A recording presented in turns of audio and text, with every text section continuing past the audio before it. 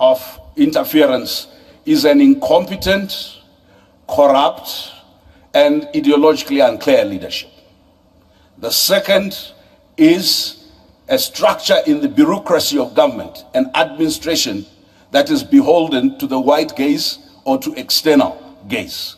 Within the public administration, you harvest intelligence and you harvest division. The third is religion, as you rightly said. Religion, and it's not just Christianity. We've seen the competition for different sects of Islam in the Horn, in the Mediterranean. And it's not just religion, it's NGOs, international and national. Not just those, but churches as well. And I'm talking about these as institutions. But ultimately, Steve Biko described the vector of interference. He says the most potent weapon in the hands of the oppressor is the mind of the oppressed. If you do not control what you educate, if you do not control what you communicate, if you do not control your narrative, you develop what we've seen, a disconnect between the leadership and the citizenry, a disconnect between the old and the young, a disconnect between the analog generation that has power and the virtual generation that is unemployed. A disconnect that is easy to employ. The future of this intervention chair, data and the digital platforms will define the most potent weapon in interference. You do not need to do it physically, it will be done remotely. And lastly, Chair, I want to suggest to you, the second most potent is economic fragility. A people that cannot feed themselves, that depend on foreigners to feed them, will become slaves, either willingly or by force, until this continent assures its stomach infrastructure by its ability to feed itself, until this continent assures its mental infrastructure by the ability to think for itself and ideate. Then this continent will be thought for by others, fed by others. There's no liberty without these liberated intellectual zones and the ability to feed yourself. So interference happens because of our own inferiority and because of the supremacist views of others. Thank you. Thank you. Thank you very much indeed, Brian. The fence. So let me explain what this. A young Zimbabwean businessman called Busisa Moyo characterized the problem of Africa. He said, we're not broke, we are broken. Right? And there is a difference. It's a very wealthy continent in terms of its human resource.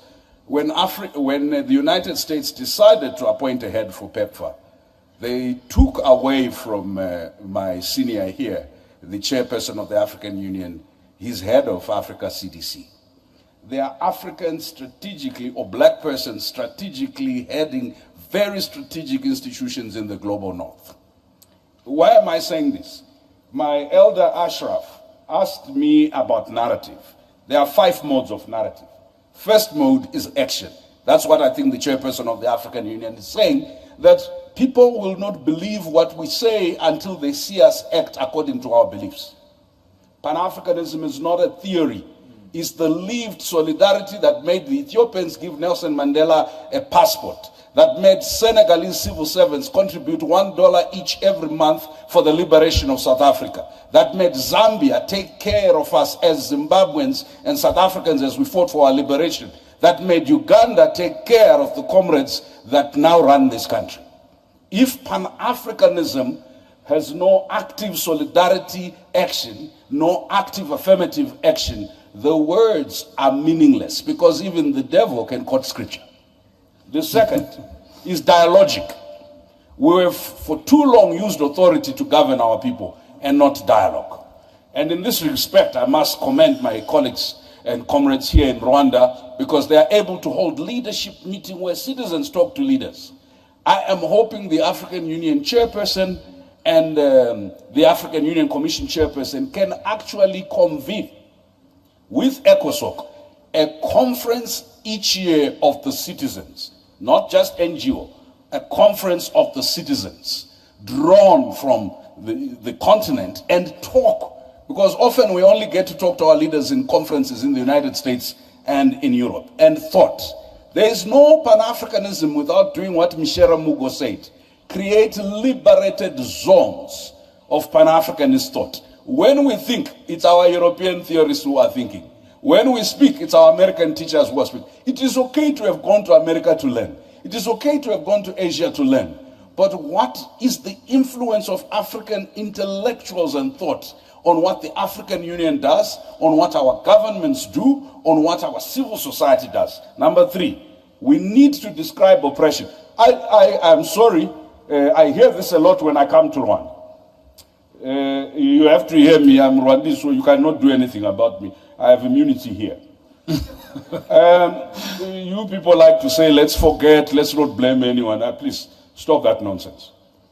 When the Holocaust happened against the Jews, it was 1940s, 45. Not a single African country other than Ethiopia and those who had not been colonized was free. The first African country got independent 1957.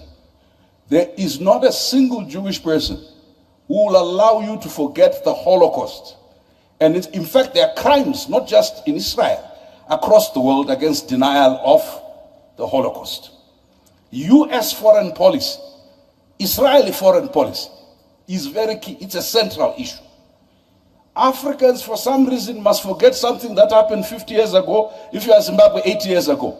Listen, we must always remind our friends from Europe and elsewhere that slavery was a crime against humanity, as is colonialism and neocolonialism. That killing Sankara in 1984 because you are opposed to communism and plunging his country into chaos that you are now trying to solve as a problem of poor governance is a shared responsibility. So we will take responsibility for our nakedness. But for goodness sake, a naked emperor cannot lecture us about how to be clothed. And I'll tell you the contradictions. When Europeans first came here, if you come to the south of the continent, ladies did not wear long skirts. And they did not cover their top. Then they said, no, that's indecent. So we covered everything, including the head. And then the Europeans have decided to go nude now. Now the dress code in Europe is pre-colonial Africa. And then when our kids try and dress up that way, we say it's an African. We are confused around ownership. So lastly, Chairperson, the taboos. You see, Chairperson, we need to talk about global anti-black racism, the treatment of African migrant laborers in the Middle East, in the Arab world, and in the Asian world, and in Europe, is a matter for the African Union to constantly pronounce itself on. And I'm glad, Chairperson, you issued a statement on George Floyd, but I'm waiting for the African Union resolution from last January on reparations. There was a formal policy of the United States government in 2015 for reparations by companies behind the Holocaust. There needs to be, the conversation on reparations is not to be settled by African political elites. Right? Today, Zimbabwe is paying back white commercial farmers reparations. But when you talk about any reparations, it's like the black body is not worth repair. What we must do is endure, be resilient, go forward, don't look back, trudge on. But today, with the scramble of Africa that PLO was talking about, they will interfere here, whether we put in place the right policies or we put in place the good governance. Why? They need the lithium. And if your right policy is not consistent with their green energy transition that they control, they will take you out. And they will cause instability. We cannot do it as single countries. We are not uniting because it's the good thing to do. We are not uniting because it's the principled thing to do. If we don't unite, we will perish. If each one of our small countries, as economically unviable as we are, rush in order to prove distinctiveness, I'll tell you what will happen. We will be so fragmented intellectually, politically. Our institutions will have no meaning. Let me end with something more positive. I think Pan-Africanism flavor is alive today. You adults, you only listen when you have had a few glasses of wine to Afrobeat. And of course, you don't like this thing. They're always singing about body parts and so on and so forth. I want to suggest to you, one of the most revolutionary things that the African Union, under the leadership of the chairperson here, has done is to talk about arts, culture, and heritage. not as entertainment, not as add-on, but as part of imagining the future economy, is to talk about the digital, not as part of little things you do, but as part of building the economy. All that's left now is how do we defend African art, culture, and heritage, not only in Africa, but globally. How do we make sure it is the mainstream of AFCFTA along with all the other big things we do? And how do we, in the digital economy, make sure we are not consumers of products that are produced elsewhere and not part of the production chain? Okay. If we do that, our Pan-Africanism is economic, our Pan-Africanism is cultural, our Pan-Africanism is intellectual, our Pan-Africanism is also spiritual. Thank you. Okay. Thank you, Chair. Thank you, Excellencies. I'm always grateful to come back home to Rwanda. We do not and we have not controlled our mining sector. We do not and we have not controlled our data and statistics. We do not and have not controlled our education. We do not and have not controlled our security, whether it's digital security or it's generic continental security, whether the threats are exogenous or indigenous. We do not and have not controlled our communication channels. This is something that's been realized since the inception of the African Union. And if you think about this, as we talk about unconstitutional changes of governments and other things, there are several things that are important as we reflect on foreign interference. State and nation building, how we transitioned to independence, and the Cold War and how it played out, the use of mercenaries, military coups, and capture and retention of power, and etc. In statistical terms, Chairperson, there were 200 coups in Africa between 1965 and 2012. In the 1960s, there was at least one coup every 60 days. In the 1970s, barely 18 years after Ghana's independence, at least 85% of African states had some coup experience or the other. And West Africa accounted for almost 44% of those. The coups between 1958 and 2008. There was a temporary reprieve in the period post-1990. Some academics have suggested this because Africa had become more democratic. I want to disabuse you of that notion because it's lazy intellectualism. What had changed was that Western interest in a unipolar world, in changing regimes, had dissipated. The West no longer needed to use force. There was no competitor, either ideological or otherwise. What had essentially happened, there was dominance of one set of interests. So as we reflect on unconstitutional change of government, it's not just mere tinkering at the local level, but it's also what explains the ouster of Nkrumah, the assassination of Lumumba, the assassination of Sankara, the assassination of Amilcar Cabral, the assassination of Samora Machel, the ouster of Sékou Touré. What is the fact?